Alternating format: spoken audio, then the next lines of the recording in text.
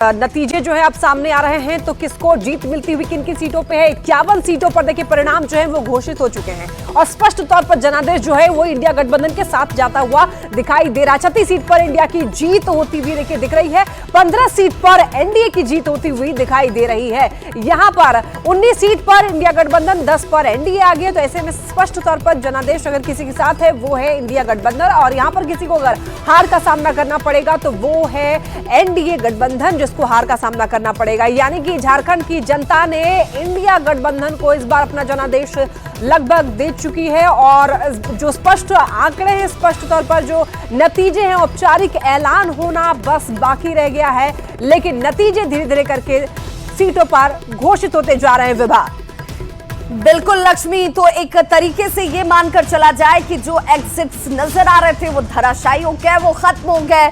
साथ ही साथ कई कैलकुलेशंस जो हैं जिसकी चर्चा लगातार हमारे गेस्ट पैनल भी कर रहे हैं, वरिष्ठ पत्रकार कर रहे हैं कि भाई ये स्ट्रैटेजी पर बीजेपी काम किया करती थी, लेकिन अब उस स्ट्रैटेजी को यहां झारखंड मुक्ति मोर्चा ने भी कहीं ना कहीं ग्राउंड पर उतारा, जिसका रिजल्ट इस तरीके से 55 सीटों के तौर पर इंडी गठबंधन को झारखंड में दूसरे टर्म में सरकार के रिपीट होने के तौर पर नजर आता है। तो हेमंत सोरेन जो है, हेमंत सरकार भी कह लीजिए, जो अब एक नई सरकार के साथ आपके बीच भी होगी, जीत बम्पर, और इस बम्पर जीत की तरफ ये कारवां बढ़ा कैसे, ये जानना और समझना बहुत जरूरी है। जरा देखिए इसे। ये कभी नहीं चाहते कि आदिवासियों को देश में अपने पैरों पर खड़ा होने का मौका मिले। हेमंत सोरेन सत्यनिष्ठा से प्रतिज्ञान करता हूं कि मैं विधि द्वारा स्थापित भारत के संविधान के प्रति ये कभी नहीं चाहते कि आदिवासियों को देश में सौम्य चेहरा और मीठी जुबान, चेहरे पर गहरी मूछें, ये तस्वीर है 29 दिसंबर 2019 की, जब हेमंत सोरेन चुनाव जीतकर दूसरी बार झारखंड के मुख्यमंत्री बने। मैं विधि द्वारा स्थापित भारत के संविधान के प्रति अब 2024 में ये छवि बिल्कुल बदल चुकी है। 2024 वाले हेमंत सोरेन के दाढ़ी वाले चेहरे से पिता शिबू सोरेन का अक्स झलकता है। आवाज में गरज है और रगों में जोश। ये लोग आज एक आसाम का मुख्यमंत्री 1 साल से यहाँ मंडरा रहा है, चील कौओं की तरह यहाँ पर, और सरकार गिराने में लगा, हमको जेल तक भेजने का काम किया। लेकिन कहते हैं ना, जाको राके साइया मार सके ना कोई। फिर आपके सामने ये हेमंत सोरेन खड़ा है, न सरकार का बाल बांका हुआ, न सरकार। केस की जब अंतिम सुनवाई होगी, फैसला आएगा तब आएगा, लेकिन जमानत, उनकी जमानत मंजूर करते समय जमानत याचिका, हाई कोर्ट ने जो कुछ टिप्पणियां की उससे उनकी छवि निकली। हेमंत सोरेन के व्यक्तित्व में ये बदलाव रातों रात नहीं आया। इसका श्रेय एक अध्याय को दिया जाता है। तारीख थी 31 जनवरी 2024 की, जब ईडी ने हेमंत सोरेन को जमीन से जुड़े मामले में गिरफ्तार किया था।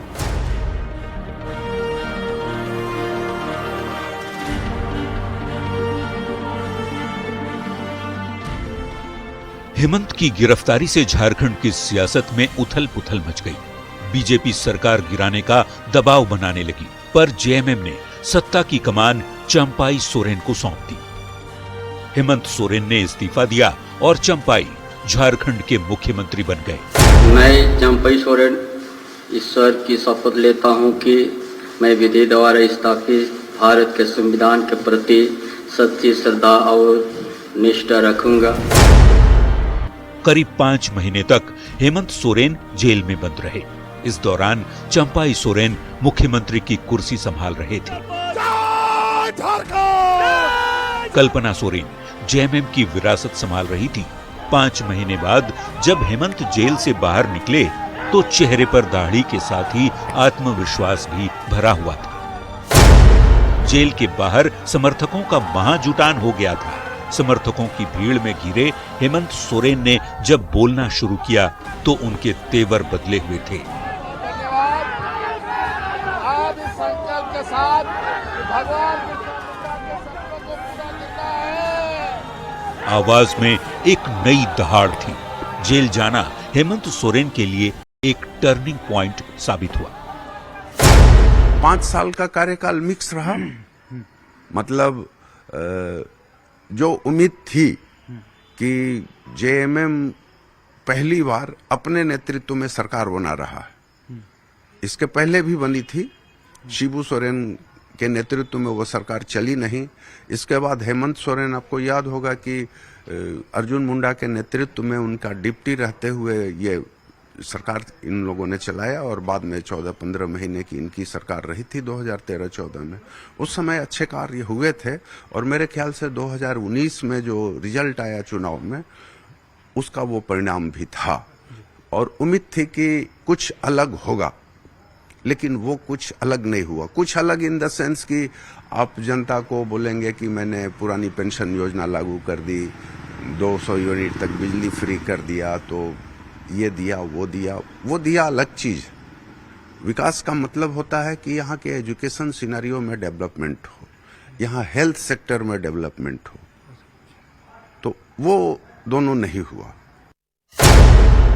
साल 2000 में झारखंड बिहार से अलग होकर के एक अलग राज्य बना और उस वक्त हेमंत सोरेन महज 26 साल के थे और ऐसे में उनको राजनीति सिखाने के लिए साल 2003 में उनके बड़े भाई ने, दुर्गा सोरेन ने, झारखंड मुक्ति मोर्चा के स्टूडेंट यूनिट झारखंड युवा मोर्चा के अध्यक्ष बना दिया।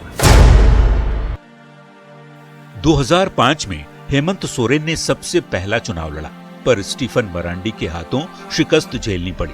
स्टीफन मरांडी उस वक्त जेएमएम के बड़े नेता थे, पर हेमंत सोरेन के लिए पार्टी ने दुमका से उनका टिकट काट दिया। 4 फरवरी 2005 को स्टीफन ने निर्दलीय पर्चा दाखिल कर दिया।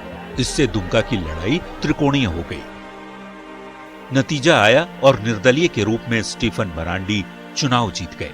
हेमंत अपने पहले चुनाव में तीसरे स्थान पर रहे।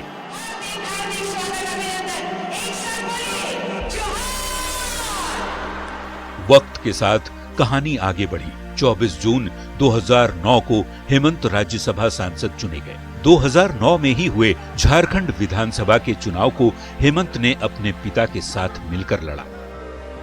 उन्होंने राज्यसभा से इस्तीफा दिया और दूसरी बार चुनावी मैदान में उतरे। उनके सामने पुराने प्रतिद्वंद्वी के रूप में स्टीफन मरांडी ही थे, लेकिन इस बार वे कांग्रेस की टिकट पर भाग्य आजमा रहे थे। मुकाबला इस बार भी त्रिकोणीय ही था। इस बार हेमंत ने मरांडी को हराकर 2005 की हार का हिसाब चुकता कर दिया।